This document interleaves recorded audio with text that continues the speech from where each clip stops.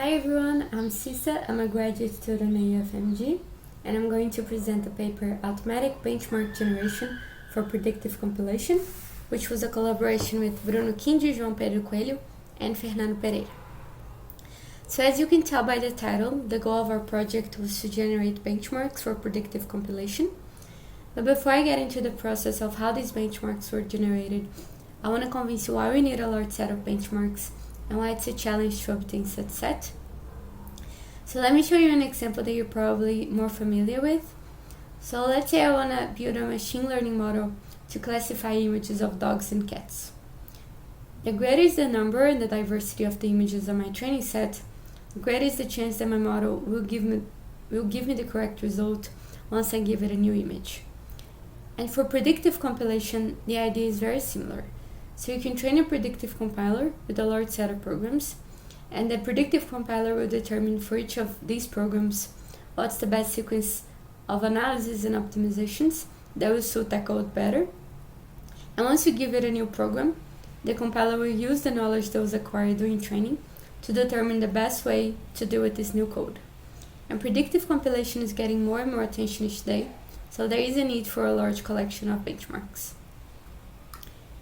One of the main challenges of obtaining such sets, especially when it comes to programs in C and similar languages, is that most repositories of benchmarks in C are compilable, but they are not executable. And that's because it's very difficult to generate programs automatically that execute without undefined behavior. An undefined behavior is defined as the execution of actions not defined by the semantics of the language.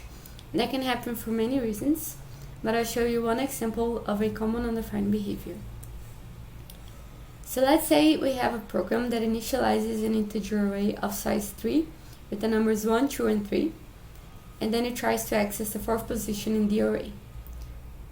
If you write this program in Java and try to execute it, we're going to get an exception of type arrayIndex out of bounds.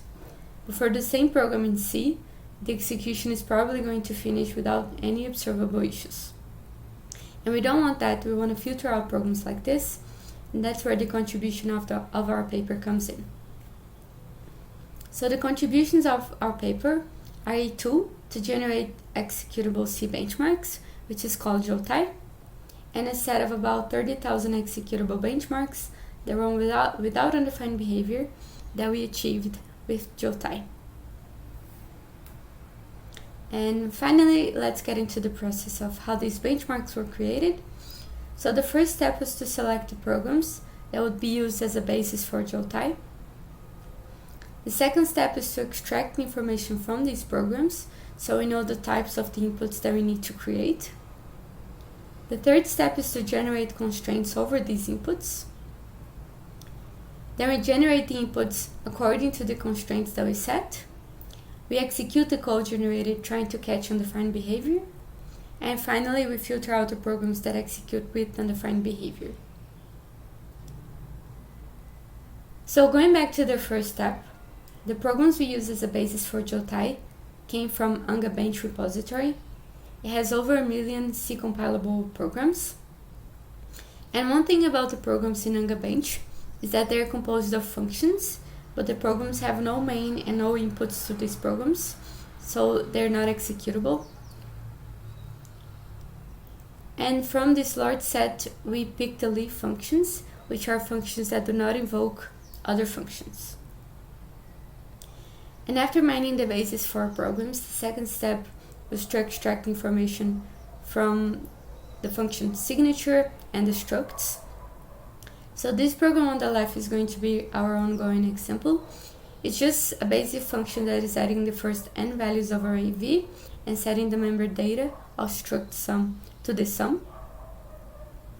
So the extraction of the function signature and information of the structs is accomplished with this claim class called the recursive AST visitor.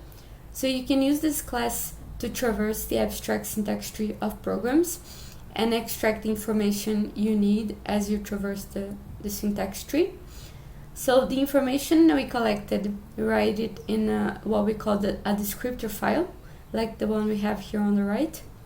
So the line that starts with the function describes the function signature, and the ones that contain a struct will give us the information of the struct members of the structs that are passed as parameter to the functions.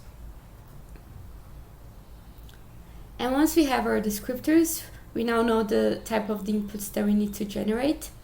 And now this is an essential part of our work, which is the constraint generator language. So the goal of this language is to create the idea of refined types. So instead of just having like an integer as an input, we can actually require like an integer that is greater than 0 or between a range and so on, so you can be more specific on your inputs. And we're not going into details of the grammar, but I'll give you some examples of how the constraints are defined. So let's say I have a function that receives a pointer to integer v and an integer n. I can use the grammar to define constraints over the value and the length of these inputs. For example, I can set the value of n to be 4, the length of v to be equals to n minus 1, or I can set all the values in the array pointed by v to 10, and so on. And all these between commas are called comparisons, and a sequence of comparisons form a single constraint. In a comparison, we set an arithmetic term in comparison to another arithmetic term. An arithmetic term can be a single element, or it can be an actual arithmetic term. And the element can be a constant, or it can indicate the value of a variable or the length of a variable, of course if it's a pointer type. And going back, we also have this other type of constraint that we call skeleton. So that can only happen when we have a recursive struct as a parameter, like the struct node in this example. So in this case, we can allocate a linked list of a specific size, starting from the pointer head, in this case which is called head. We can also define doubly linked lists and binary trees if we have a recursive struct that fits into this pattern. And of course, in this case, I'm generating the constraints by hand, but once we are working with thousands of functions, which was the case, we are also generating these constraints automatically. So what we do is that we traverse the descriptor of each function and we try to set the constraints based on the type of the input that we get. So going back to our old example, the descriptor we saw of function sum is here on the right, and I'm going to create two constraints for this function. The first one sets n to 4 and length of v to 3, and for the second one, n is greater than 0 and v equals to whatever is the value of n. So we write these constraints into separate files and we give it a specific name, and we move to the next part. So we already have our descriptors and our constraints, and now we can actually start generating code. So for each program, we'll go over each constraint that we created and we'll generate code for it independently. So for the first constraint we created, this is the code that is generated. So notice that n is set to 4 as expected, and the members of the struct are initialized with this next I function, which it acts like a random function that we created, but it's deterministic. And we also allocate an array of size 3 to v as expected, and we fill the array with random numbers again, and we call the function with our initialized inputs, and once we're done calling function sum, we free the memory that was allocated. And we're going to do the same thing for the other constraints, and once the code is generated, each of these constraints is going to be a case in a switch statement, like the one we have here on the right. And now we bring all the code that was generated into a single benchmark. So the first thing is that we add a few includes. We add some auxiliary functions like the next I that I mentioned. And we add the structs and the function from the original program, so function sum. Next comes the main function, which is going to contain a switch statement in which each case will represent a different constraint. And this is what our first version of the benchmark looks like. But like I mentioned before, the code must execute without undefined behavior. So to filter out constraints with undefined behavior, we compile the program with Clank's address sanitizer, which is a memory error detector. It can detect out-of-bound access, memory leaks, double free, and so on. This is the command we use to compile the benchmarks. Once it's compiled, we need to run every case in our switch to check which constraints execute with undefined behavior. So for the first example, the first constraint runs with undefined behavior, right? Since we're trying to add a value at 4th position, but the array only has 3 positions. And then this message is displayed, so we know that that we need to filter out this case. And the second constraint runs without undefined behavior, so this one is fine, and this one will be able to move to the next step. So finally, we remove the cases that produced undefined behavior, and the remaining cases will form the final benchmark that will be added to Jotai's repository. And then in this case, you can tell that we don't have a case 1 anymore, and now case 0 is the second constraint that actually passed our test. And after we generated the set of about 30,000 programs, we were able to execute a few experiments. So the goal of the first one was to understand the dynamic behavior of programs. So there are many statistical tests that assume that data comes from a normal distribution. And in this experiment, we wanted to investigate the behavior of speedups that we get when we apply compiler optimizations. And by speedup, I mean the rate of instructions that is executed by the benchmark when compiled by Clango 0, so no optimization, and when compiled with Clango 1, Clango 2, and other optimization flags. And our question was, is the distribution of speedups normal? So we selected 3 sets of benchmarks. 2 sets come from Jotai, so we selected the set of benchmarks that return a value, and the ones in Jotai with the number of instructions executed greater than the number of static instructions. And we also did the same thing with 43 programs from Spec CPU 2017, just to see how the programs in Jotai compare to well-known programs. In all the 3 sets, we applied the Shapiro-Wilk normality test, and all of them return a p-value that is very close to 0, which indicates that the observed speedups are very unlikely to come from a normal distribution.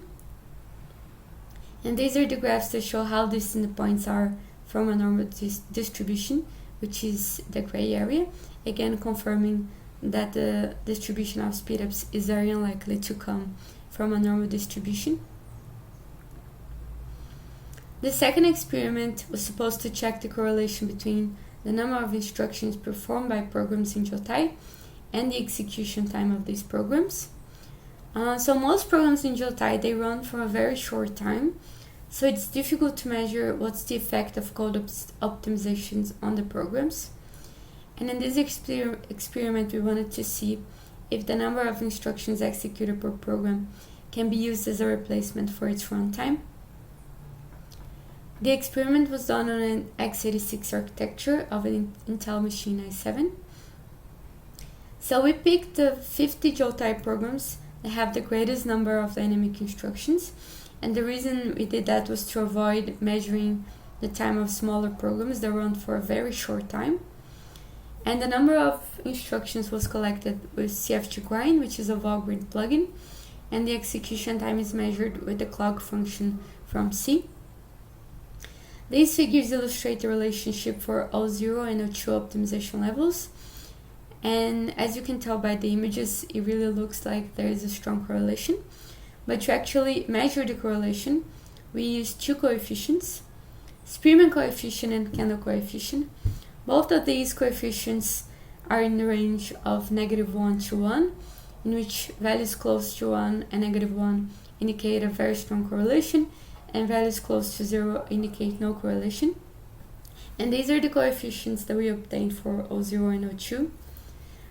So as you can tell, the coefficients that we obtained confirm that the number of instructions executed can be used as a replacement for its runtime, at least in this environment that we tested.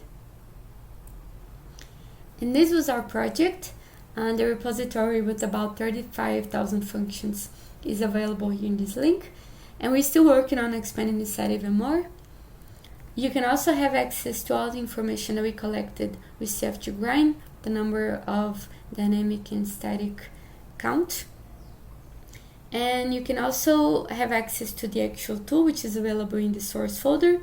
And you can also try to generate your own benchmarks. And that's it. Thank you for your presence. If you have any questions, feel free to contact us.